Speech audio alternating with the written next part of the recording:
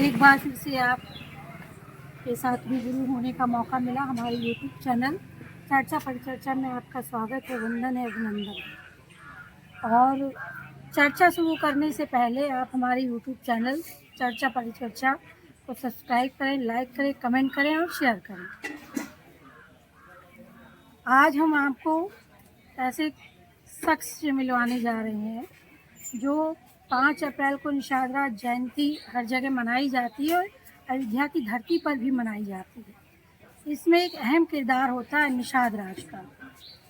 निषाद राज का रोल करने वाले आज उस ऐसे शख्स से आपको मिलवाएंगे जो हमेशा निषाद राज बनते हैं और ये स्वयं अपना परिचय देंगे, क्या कार्य करते हैं ये वो भी बताएंगे।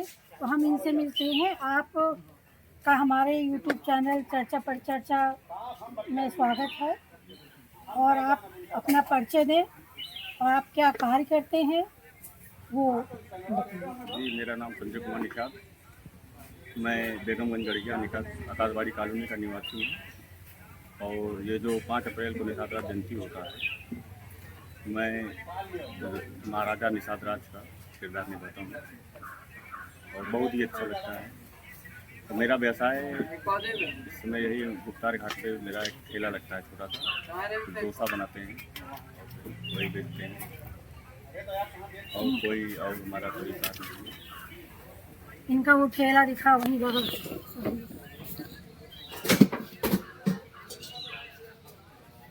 ठेले का क्या नाम है आपके? हमारे साउथ इंडियन इडली डोसा का ठेला है और इसी से हमारा व्यवसाय चलता है। आप अपना पूरा नाम बताइए। जी, मेरा नाम संजय कुमार निषाद है। और संजय जी, आपको ये प्रेरणा कहाँ से मिली कि हम निषाद राज का किरदार करेंगे या भूमिका किसी ने कहा आपको कि आप कौन बने? नहीं कहते हैं, कहा गया आपको। तो आपको जो है निषाद राज, आपका ओहदा इतना बड़ा है, आप राजा हैं और राजा का सम्मान होता है।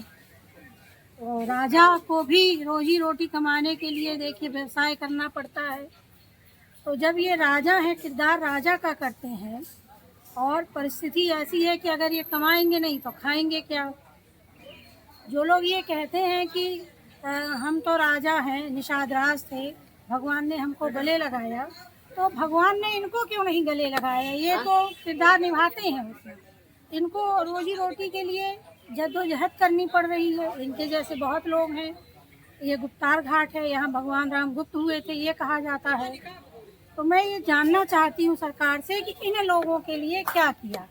यहाँ दुकानें बनी, पहले ये हुआ कि इन सब के लिए दुकानें बनाई जाएंगी, बाद में उसकी जिला पंचायत से बोली लगी 70 लाख 80 लाख, इन लोगों को किनारे कर दिया गया। खैर इन लोगों ने अपनी लड़ाई लड़ी तो कुछ दिनों के लिए हमको लग रहा है कि ये लोग यहाँ विस्थापित हैं, लेकिन एक समय ऐसा भी आएगा कि इन लोगों को फिर से उखाड़ा पखाड़ा जाएगा।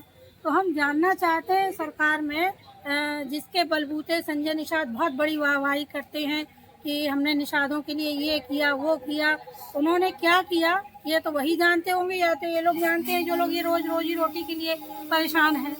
इन लोगों के लिए क्या किया? उन्होंने तो अपना घर भरा संजय निषाद ने। इन लोगों के लिए क्या किया कि इन लोगों को इतनी मेहनत करनी पड़ रही है? इन लोगों की कौन सी सुविधा दी है उसका बताने का कष्ट करें और अपने आप को ये कह देना कि हम सिंगवेरपुर के राजा हैं या हम गले मिलते हुए भगवान ने जो हमको गले लगाया था, उससे काम नहीं चलता है। काम करने से काम चलता है। आप उनको रोजगार दीजिए। इनके बच्चे भी क्या ठेला लगाएंगे? आपने इनके बच्चों को कितनी स्कॉलरशिप दी उस बारे में चर्चा करें। स्कूल बंद हो रहे हैं, सरकार स्कूल बंद कर रही है, समायोजन कर रही है।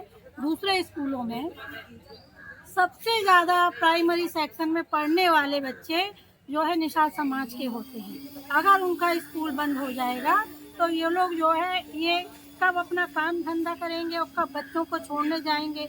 बच्चे पढ़ाई लिखाई छोड़ करके स्वाभाविक है काम करेंगे, दूर नहीं जाएंगे। तो हम ये कहना चाहते हैं, अगर आप वाकई में निषाद राज हैं तो इनके लिए, इन सब जैसे लोगों के लिए आप जो है इन सबसे भी यही कहना है कि आप लोग भी अपनी मांग उठाते रहो। जी। और समय समय पर ऐसी कोई आपदा ना आए जो लोग ये कहें कि हम राजा हैं, हम निषाद राज हैं, तो उनसे पहले ये कहो कि अगर हम निषाद राज हैं तो हमारा राजपाट कहाँ, ताकि हमारे बच्चे जो प्राइमरी सेक्शन में पढ़ते हैं या जो बाहर पढ़ते हैं, तो हम लोग उनकी शिक्षा के लिए क्या कर सकते हैं। भाई हम हाई स्कूल करा सकते हैं, इंटर करा सकते हैं, उसके बाद तो कैसी व्यवस्था करेंगे, इस पर आप लोगों को चर्चा करनी चाहिए।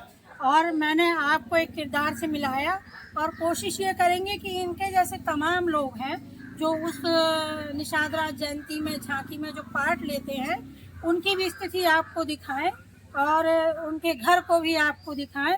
एक हमने जो है आज आपको दिखाया कि ये निषाद राज का किरदार करते हैं और इनकी ये स्थिति है कि अगर ये रोजी रोटी के लिए ठेला न लगाएं इडली डोसे का, तो इनका घर नहीं चल सकता। जो समाज सेवी हैं उनसे भी अनुरोध है, झूठी वाहवाही न करें और अगर हो सके तो इन लोगों को और बच्चों को पढ़ाने लिखाने में इनका योगदान दें।